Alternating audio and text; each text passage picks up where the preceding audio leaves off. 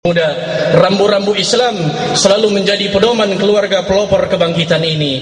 Kebangkitan adalah berarti bangkit membangun masyarakat yang rabbani, yaitu suatu masyarakat yang siap menyambut cahaya Islam dengan perasaan gembira dan bahagia.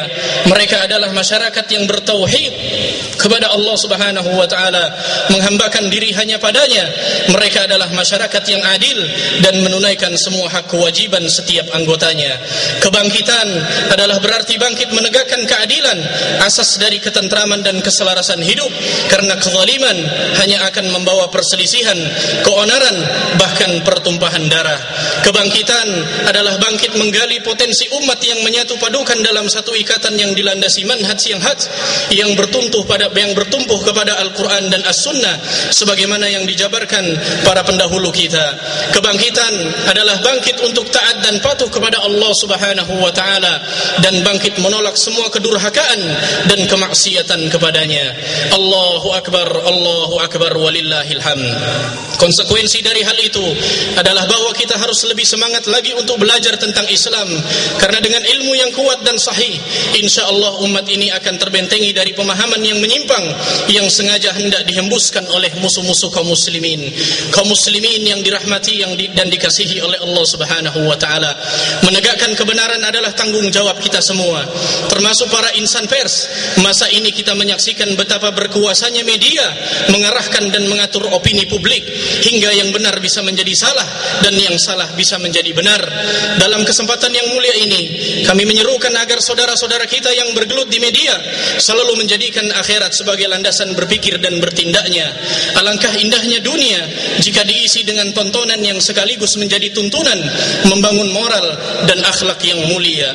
Sebaliknya, akan semakin runyam dan memprihatinkan kondisi kita dengan tontonan dan acara yang tidak mendidik, pamer aurat, dan mendangkalkan akidah dan akhlak. Dan jangan pula Anda terjebak dalam memojokkan Islam dan dakwah menuju kebenaran ini, apalagi menjadi hasud dengan hidayah yang menerpa seseorang lalu mengungkap masa lalunya yang kelam yang ia sendiri tidak rela akan hal itu. Sungguh kehormatan seorang muslim sangat penting untuk dijaga dan dihargai. Andalah wahai praktisi media yang bertanggung jawab akan hal ini. Kepada para pemuda Islam harapan umat, di pundak Anda amanah ini diletakkan, di tangan Anda estafet perjuangan ini diserahkan. Jangan pernah menyia-nyiakan. Pelajarilah Islam dengan tekun dan disiplin dari sumbernya yang paling bersih, Al-Quranul Karim dan Sunnah, sebagaimana dipahami dan diamalkan generasi yang terbaik umat para sahabat Rasulullah sallallahu alaihi wasallam. Dengan ilmu yang benar akan terbentengi insyaallah dari penyikapan tasyadud atau sikap ekstrim maupun tahrif, penyimpangan yang sangat tasahul atau serba boleh. Allahu Akbar walillahil hamd. Dan kepada Anda wahai ibu dan kami, tiang negara dan madrasah umat, lahirkan manusia utama yang bertauhid dan berakhlak mulia. Jadikan akidah sahihah sebagai gizi utama jiwa mereka. Tempa mereka teladan yang baik melalui tangan-tangan Anda yang lembut dan tegar. Andalah wahai para ibunda benteng akidah dan akhlak umat ini, andalan harapan kami. Kemudian kepada Anda wahai saudariku, putri muslimah yang mulia, Anda terlalu indah untuk dipandang oleh mata-mata liar penuh khianat. Jangan biarkan itu terjadi. Kenakanlah pakaian kemuliaan dan kehormatanmu. Tutup aurat dengan busana muslimah yang agung dan anggung. Hijabkan dirimu lahir dan batin bagai perhiasan emas dan intan berlian yang bertata dan terjaga rapih dalam kotak-kotaknya. Hanya pemiliknya yang berhak melihat dan menikmatinya. Jadilah wanita yang salihah, karena ia adalah seindah-indahnya perhiasan di dunia ini. Allahu Akbar walillahil hamd. Dan kepada Anda para pemimpin negeri ini di semua lini dan jenjang, Anda tentu sadar bahwa setiap pemimpin pasti akan dimintai pertanggungjawaban atas kepemimpinannya. Bersikap adillah kepada rakyat yang Anda pimpin, dan keadilan yang sejati itu ada dalam syariat ilahi yang mulia. Karenanya kepadanya lah hendak kita semua meletakkan landasan pemikiran dan sikap kita. Bencana demi bencana, krisis demi krisis yang menimpa kita seharusnya menghentak dasar kesadaran untuk kembali kepada Allah Subhanahu Subhanahu wa taala dan menjalankan aturan kehidupan yang dikasihnya yang telah diturunkan buat kita semua. Lalu kepada kita semua, anak dari orang tua kita masing-masing yang dengan dan sebab mereka kita terwujud di dunia ini, yang dengan jerih payahnya kita menjadi seperti sekarang ini. Jangan lupakan mereka, jangan sia-siakan mereka. Bagi Anda yang beruntung masih hidup bersama mereka hingga saat ini, ketahuilah bahwa mereka adalah pintu surga Anda, peluang emas keberuntungan Anda. Rasulullah sallallahu alaihi wasallam bersabda, "Raghima anfu thumma raghima anfu thumma raghima anfu man adraka abawayhi 'indal kibr ahaduhuma aw kilahuma falam yadkhulul jannah." Celakalah, kemudian celakalah, kemudian celakalah orang yang mendapati orang tuanya dalam keadaan sudah tua, salah satu atau keduanya, kemudian ia tidak masuk surga.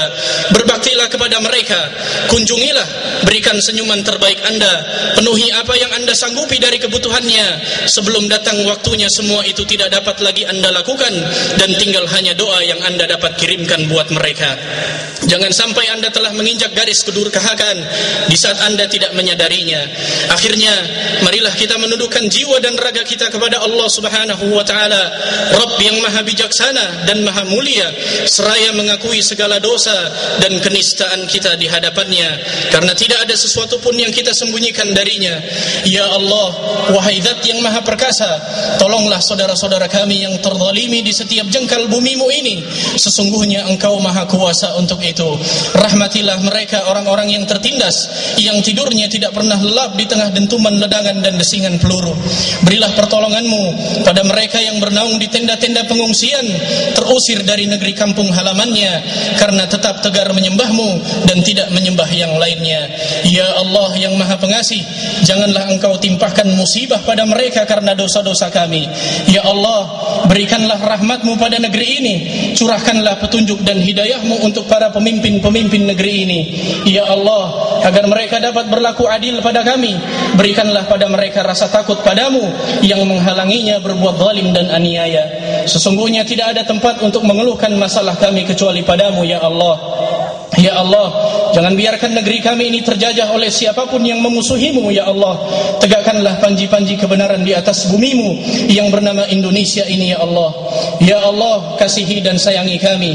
Ya Allah, berikanlah jalan keluar bagi setiap persoalan yang kami hadapi. Teguhkan langkah-langkah kami di atas jalan-Mu. Ya Allah, berikanlah petunjuk-Mu bagi setiap yang tersesat. Berikanlah kedamaian dan perdamaian pada setiap yang tenggelam dalam permusuhan dan pertikaian yang tiada berguna. Ya Allah, anugerahkanlah keamanan dan kedamaian dalam tuntunan cahaya-Mu untuk negeri ini dan di setiap negeri kaum muslimin. Ya Allah, jangan biarkan kezaliman dan keangka-murkaan menguasai mereka. Ya Rabbana, ya Allah, berikanlah kami rizki yang halal di sisi-Mu sehingga dengannya kami menjadi taat kepadamu, dan jauhkanlah kami dari rizki yang haram yang membuat kami menjadi bermaksiat kepadamu. Ya Allah, ampunilah kami, ya Allah, ampunilah ibu dan bapak kami, saudara-saudara kami, guru-guru kami dan setiap diri ini. Ya Allah, sesungguhnya Engkau maha pengampun lagi maha penerima taubat.